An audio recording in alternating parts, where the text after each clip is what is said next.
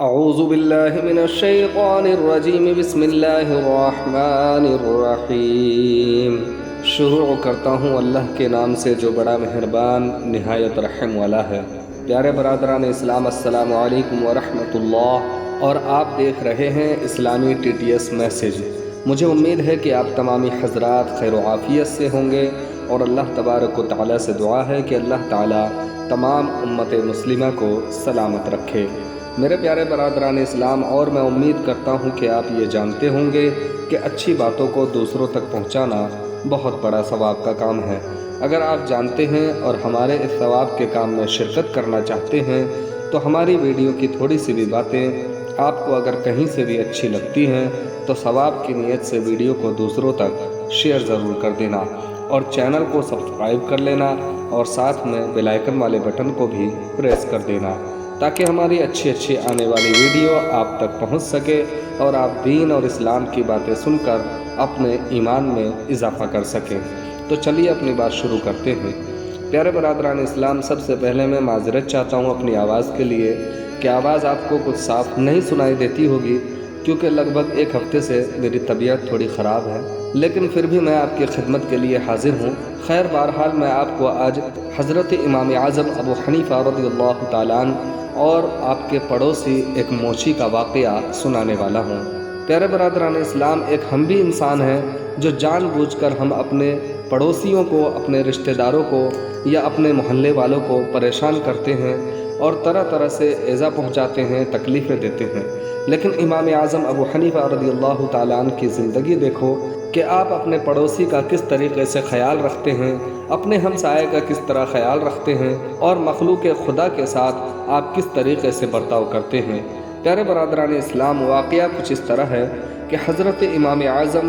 رضی اللہ تعالیٰ عنہ کے محلے میں ایک موچی رہتا تھا جو نہایت رنگین، طبع اور خوش مزاج تھا۔ اس کا معمول تھا کہ دن بھر محنت مزدوری کرتا، شام کو بازار جا کر گوشت اور شراب مول لاتا،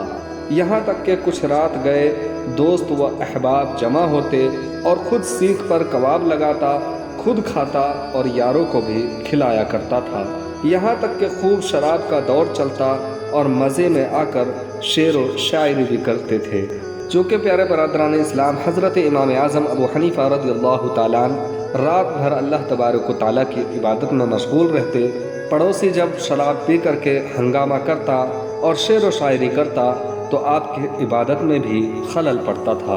اور امام صاحب ذکر و شغل کی وجہ سے رات کو بہت کم سوتے تھے۔ لیکن آپ نے اس موچی کو کبھی بھی کچھ نہیں کہا، اور نہ کبھی پریشان کیا اور نہ ہی دھمکایا۔ پیارے برادران اسلام، ایک رات ایسا ہوا کہ شہر کا کوتوال ادھر نکلا اور اس کو گرفتار کر کے لے گیا اور قید خانہ میں اسے بھیج دیا گیا۔ صبح کو امام صاحب نے دوستوں سے تذکرہ کیا کہ گزشتہ رات ہمارے ہمسائے کی آواز ہمارے کانوں تک نہیں آئی ہے، نہ معلوم کیا وجہ ہوئی۔ تو لوگوں نے رات کا تمام ماجرا حضرت امام اعظم ابو حنیفہ رضی اللہ تعالیٰ عنہ کو بیان کر دیا کہ وہ غریب تو قید خانے میں ہے۔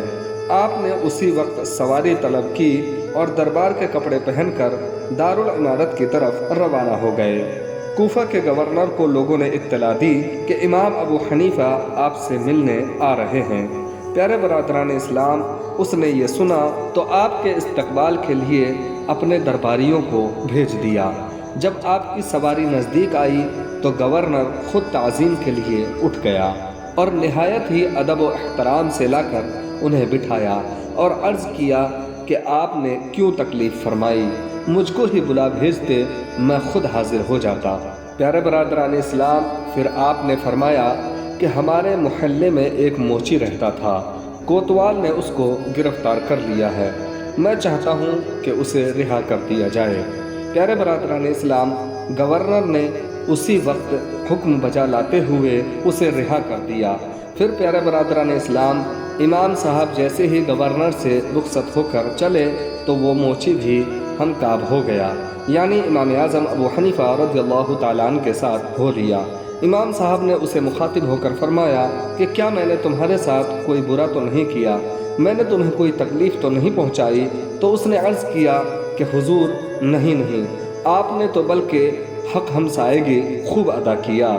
پیارے برادران اسلام، امام صاحب کے اس خلق و مروت کا اس کے دل پر یہ اثر ہوا کہ اس نے عیش و پرستی سے توبہ کی اور امام صاحب کے حلقے درس میں بیٹھنے لگا، اور پھر اس نے رفتہ رفتہ علم و فقہ میں مہارت حاصل کی۔ پیارے برادران اسلام، ان باتوں سے ہمیں معلوم ہوتا ہے کہ حضرت امام اعظم ابو حنیفہ رضی اللہ تعالیٰ عنہ اپنے ہمسایوں کے ایک بہت بڑے اچھے ہمسائے تھے، اور معلوم ہوا کہ ہمسایوں کے دکھ درد میں شریک ہونا چاہیے، اور یہ بھی معلوم ہوا کہ حضرت امام اعظم رضی اللہ تعالیٰ عنہ کی توجہ سے ایک عیاز آدمی کی کایا پلٹ گئی اور وہ علم و فضل کی دولت سے مالا مال ہو گیا۔ تو پیارے برادران اسلام، اللہ تبارک و تعالیٰ سے دعا ہے کہ اللہ تعالیٰ ہم تمام امت مسلمہ کو حضرت امام اعظم ابو حنیفہ رضی اللہ تعالیٰ عنہ کے نقش قدم پر چلنے کی توفیق عطا فرمائے، اور اللہ تبارک و تعالیٰ سے دعا ہے کہ اللہ تعالیٰ ہمارے دلوں میں ان کے لیے خوب محبت عطا فرمائے، اور اللہ تبارک و تعالیٰ سے دعا ہے کہ اللہ تعالیٰ ہم تمام امت مسلمہ کو پکا سچا نمازی بنائے، آمین ثم آمین۔ تو پیارے برادران اسلام، آج کی ویڈیو میں بس اتنا ہی۔ ویڈیو اچھی لگی ہو تو ویڈیو کو لائک کرنا، اور ثواب کی نیت سے ویڈیو کو دوسروں تک شیئر ضرور کر دینا، اور چینل کو سبسکرائب کر لینا، اور ساتھ میں بیل آئیکن والے بٹن کو بھی پریس کر دینا، تاکہ ہماری اچھی آنے والی ویڈیو آپ تک اسی طرح پہنچتی رہے۔ تو چلیے ملتے ہیں اگلی ویڈیو میں، تب تک کے لیے اللہ